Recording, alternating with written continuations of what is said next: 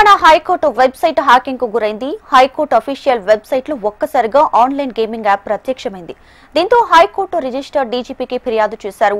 Website లో order కాపీలు load కావడం లేదని, సైట్ ఓపెన్ చేస్తే గేమింగ్ యాప్ లోకి వెళ్తుందని పిటిషన్లో పేర్కొన్నారు. హైకోర్టు రిజిస్టర్ ఫిర్యాదు మేరకు సైబరాబాద్ క్రైమ్ పిఎస్ లో కేసు నమోదైంది.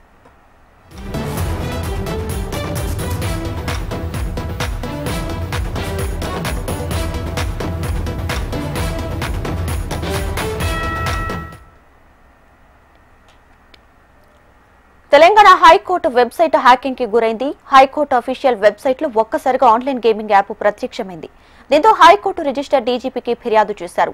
వెబ్సైట్ లో ఆర్డర్ కాపీలు అప్లోడ్ కావడం లేదని, సైట్ ఓపెన్ చేస్తే గేమింగ్ యాప్ లోకి వెళ్తుందని పిటిషన్లో పేర్కొన్నారు. హైకోర్టు రిజిస్టర్ ఫిర్యాదు మేరకు సైబరాబాద్ క్రైమ్ పిఎస్ లో కేసు నమోదైంది.